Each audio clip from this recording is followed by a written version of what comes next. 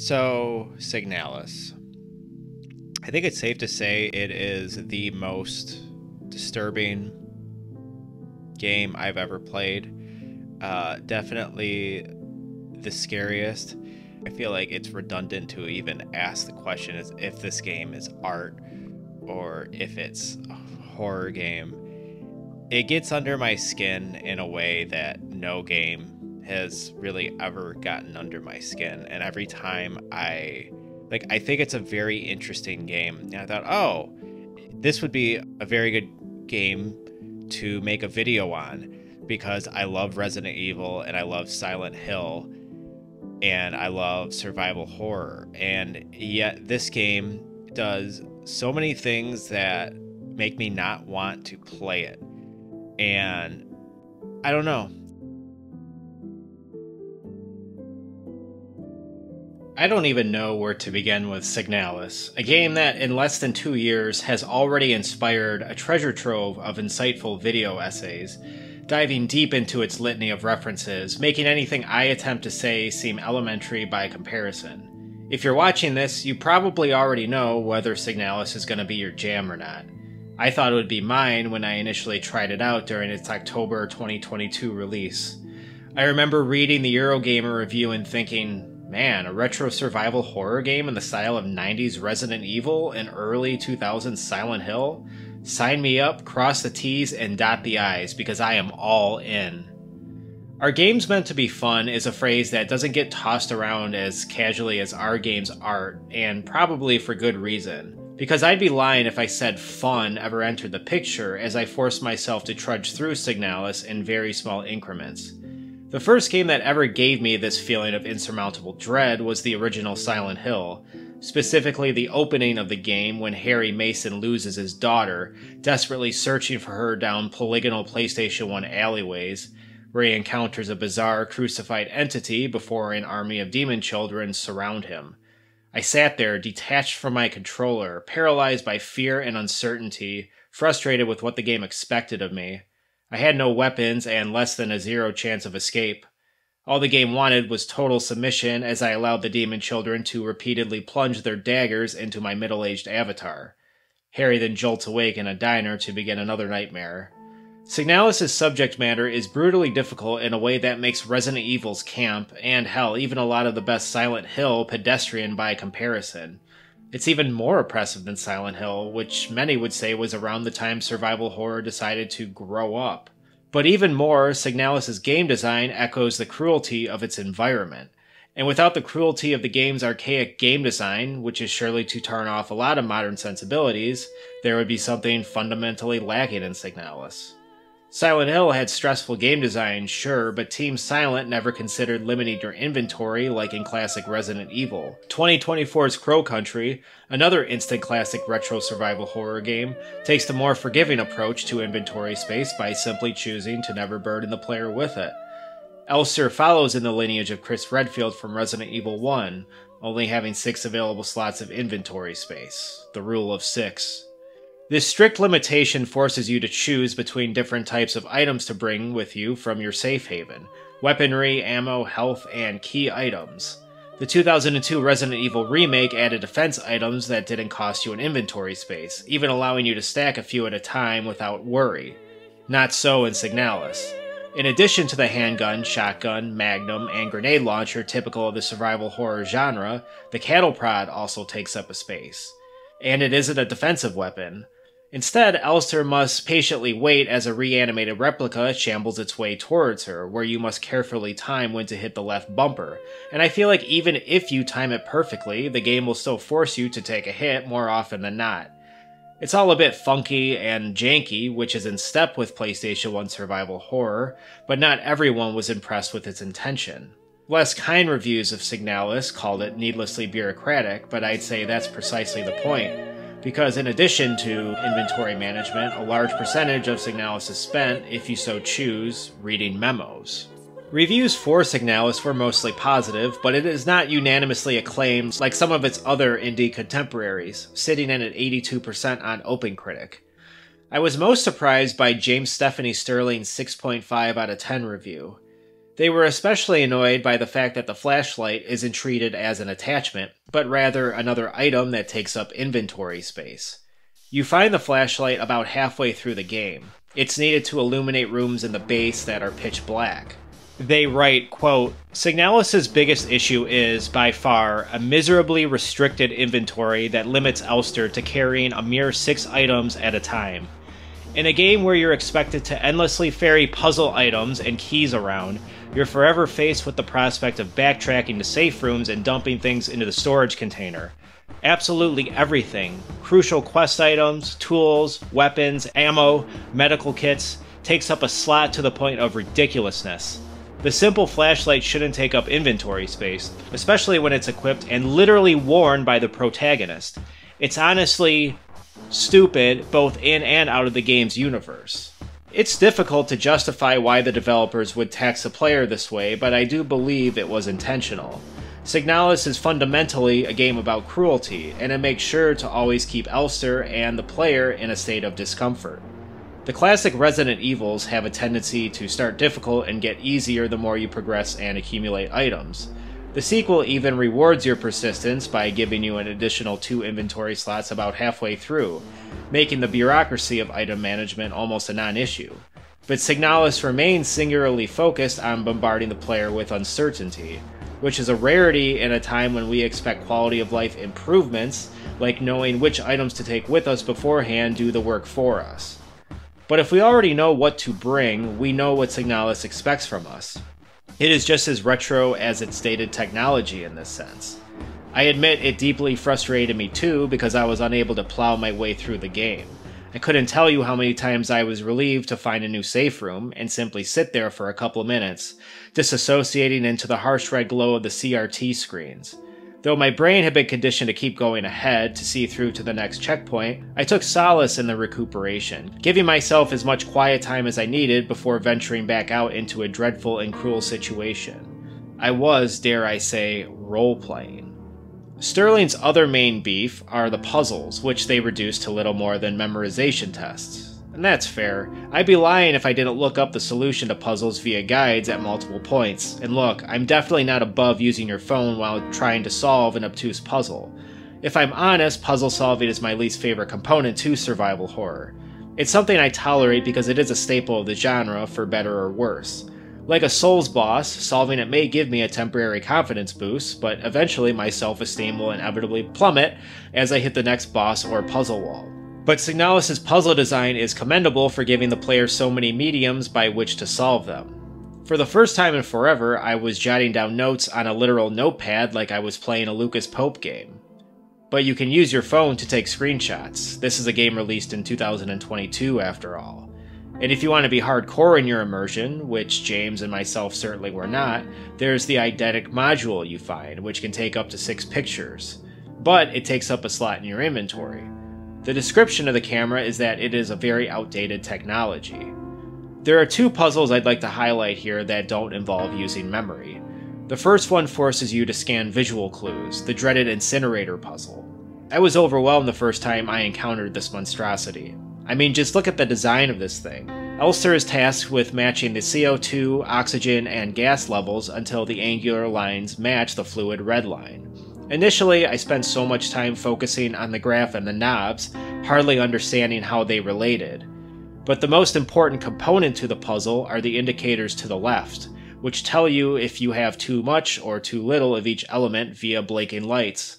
So really, all you have to do is tinker with each knob until the lights turn off. I'm just glad I wasn't the only one who wasted hours of my life trying to solve this one. The other puzzle is the reservoir drain, which again involves 3 components, but the most essential one in this case is off-screen. It's a memo in the pump room that literally gives you step-by-step instructions on how to solve it. All you need to do is screenshot the instructions with your phone. Without the instructions, you're left looking at a cacophony of buttons with no rhyme or reason how any of them function. But the developers mess with you by throwing another memo in the room explaining how the drainage works, which is entirely unnecessary. A bureaucratic joke, no doubt, and one I took seriously, wasting a half hour before realizing I was supposed to be reading the other memo. These puzzles wasted a lot of my time, but I think they pinpoint a limitation we place on ourselves. With so many quality of life improvements, convenience has overcoated the most menial mental effort, and this seems to occur more often with men who have been conditioned to give up due to overstimulation. If you know how to use your eyes and read, you will be able to solve either of these puzzles, if you would just allow yourself to slow down and take a breath. So what is it then? Laziness? My wife will often make fun of me for never being able to find things around the house, despite them oftentimes being right in front of my face.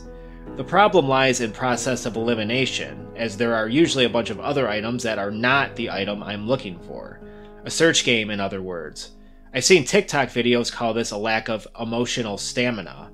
Why bother finding anything when I have a perfectly functioning wife who can find things better than I can ever hope to? Or why bother solving puzzles a 5-year-old can when I could simply look up the answer online? I don't know what the right answer is here. I believe looking up the answer online if you're becoming too frustrated is just as valid as solving the puzzle yourself. Either way, you could say playing video games is already a waste of one's time, a negation of life where you could be doing something more productive, whatever that means.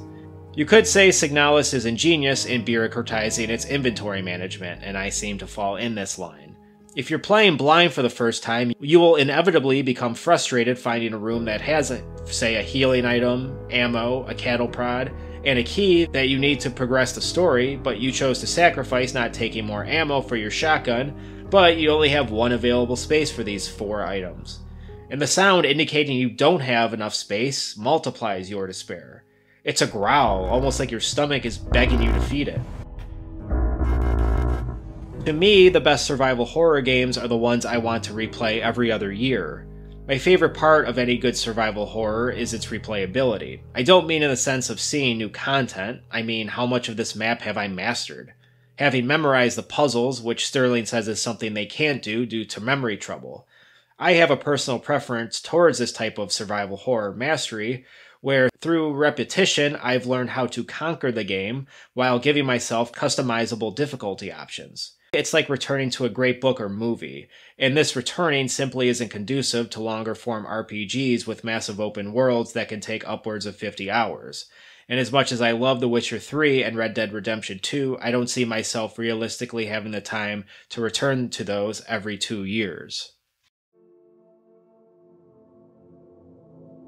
Summarizing Signalis' plot is a fool's errand, which is fine when its main inspirations are the movies of David Lynch, Andrei Tarkovsky, and Mamoru Oshii's Ghost in the Shell.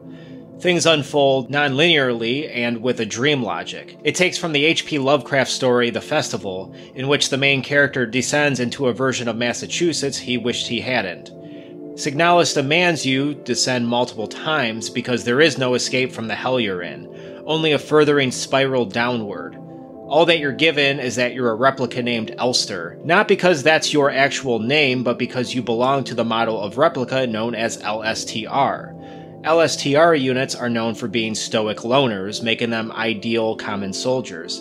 She's returned to a mining base called Sierpinski on the sheer hope of finding her lost lover, or friend depending on who you ask. In Elster's case, finding Ariane among the ruins of a base that has been overtaken by reanimated replicant slaves. She finds other replicants on the base, but they are incapacitated physically and mentally, destined to the endless replaying of their looped memories.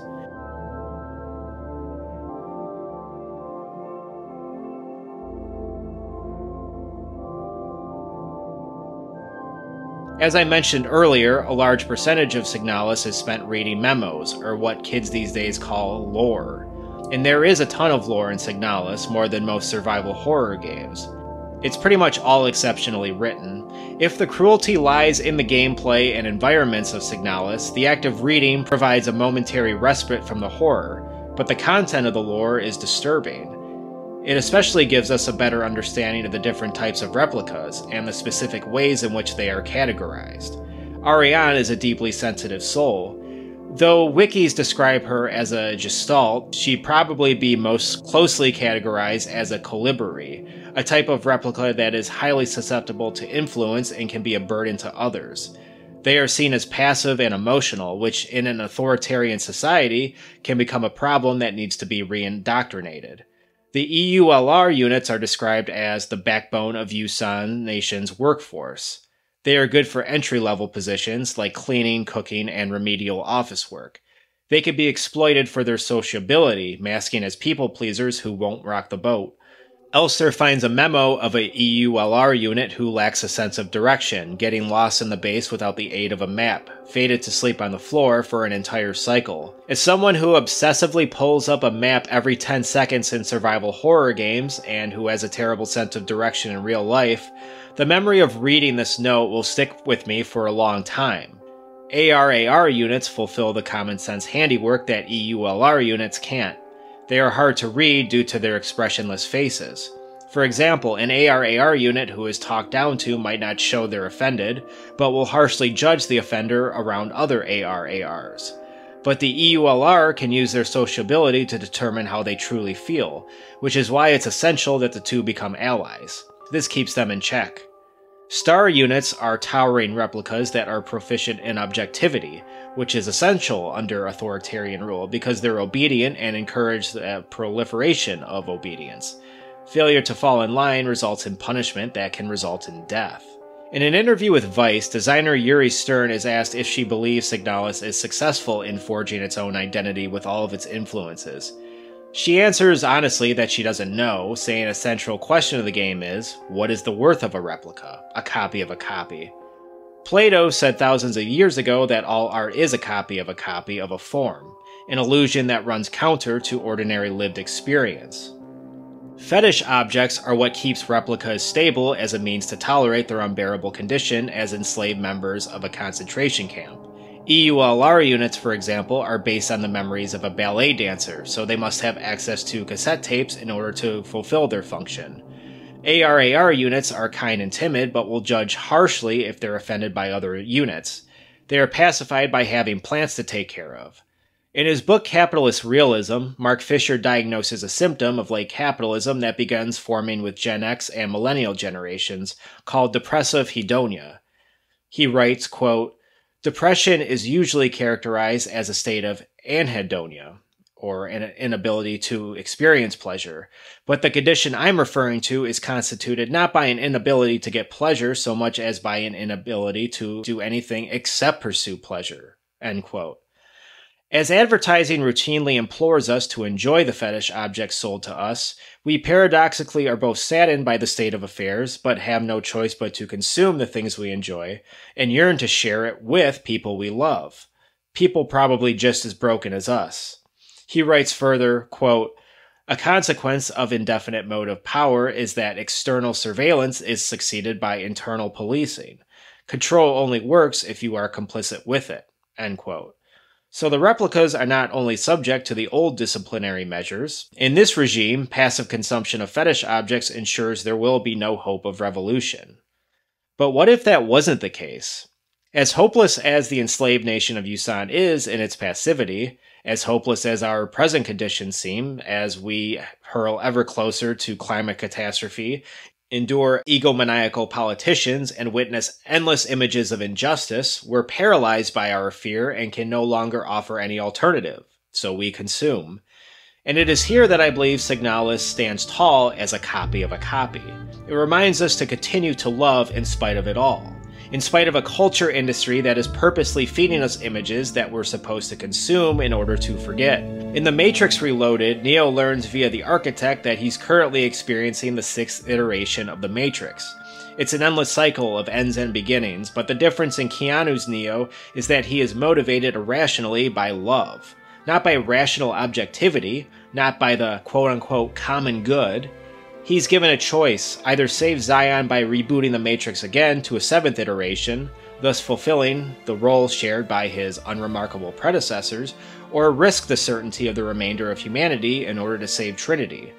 His originality lies in choosing love, not a rational decision. So what if instead of forgetting our hopeless conditions as we consume images, we become more enraged, more inspired to create?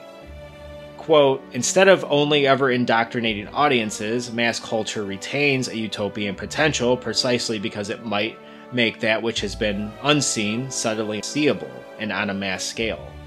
This was said by Allison Landsberg, who has quite the theory regarding memory. Prosthetic memories aren't real memories. They aren't developed through tangible lived experience. Instead, they are created artificially, either by implants or through the consumption of media.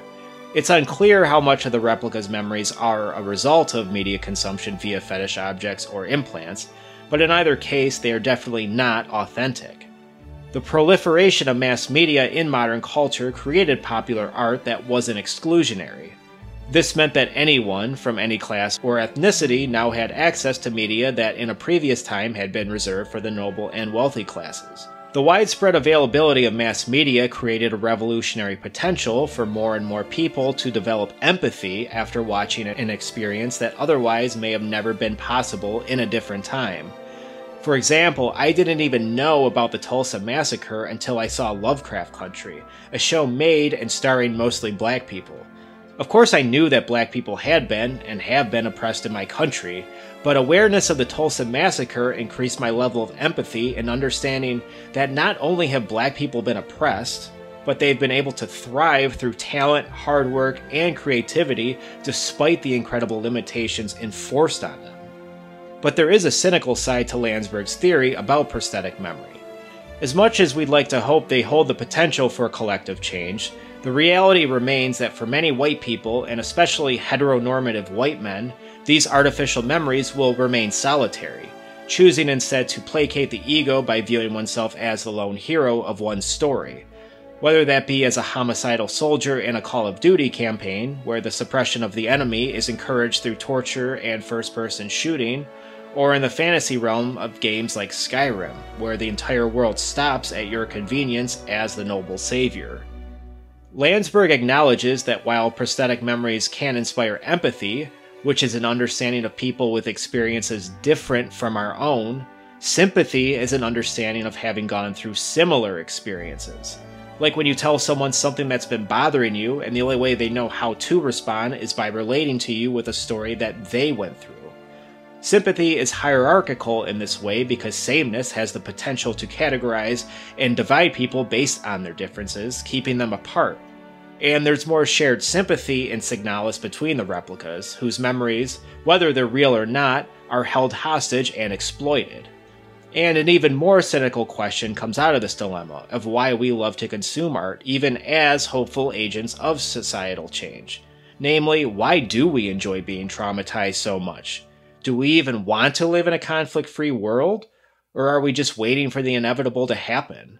While it may be true that prosthetic memory can only crystallize into individualistic non-action, under totalitarian conditions it becomes a survival mechanism. And if you're lucky enough to find someone to share art with, you begin to cherish not only the memory of consumption, but the time spent consuming it with someone else. The further you descend Signalis' labyrinthine story, the less the game becomes about finding Arion, and more about discovering what holding on to memories, experienced or not, really means. Holding on to the memory of one means living in the past, but in a fascist regime where seemingly all hope has been lost, what other choice is there? But it's not simply holding on to the memory of what was, but holding on to what the future with that memory can be. The memory becomes a spiritual motivator towards a future goal, but rarely does it end in triumph. In the Showtime series Yellow Jackets, a high school soccer team's plane crash lands on a deserted island and they are left stranded there for years, resorting to cannibalism. One of the coaches falls prey to the comfortable memory of his past life with his partner, unable to do anything in the present but lie in bed and retreat, hopelessly impotent.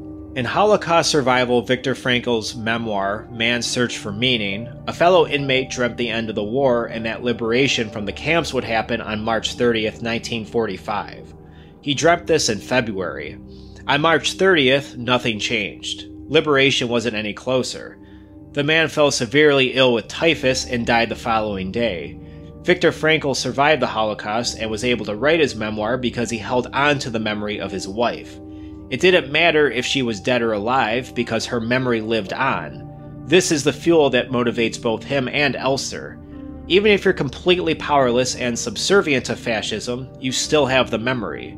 But why do some minds crumble under this pressure, and why are a select few able to endure it?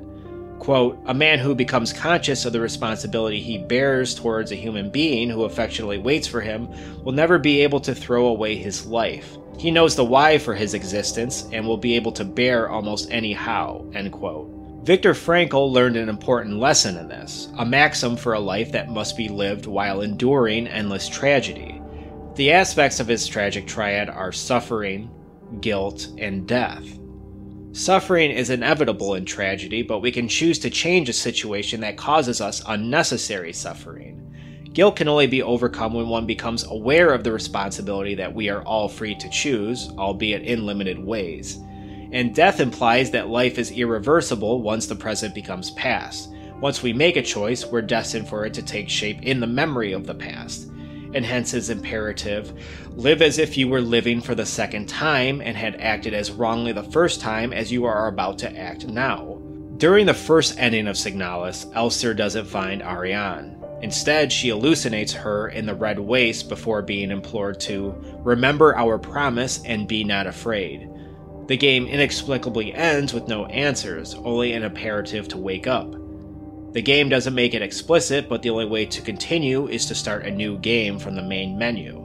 I'll leave it with another quote from Frankl. Being human always points and is directed to something or someone other than oneself, be it a meaning to fulfill or another human being to encounter. The more one forgets himself by giving himself to a cause to serve or another person to love, the more human he is and the more he actualizes himself. Thanks for watching.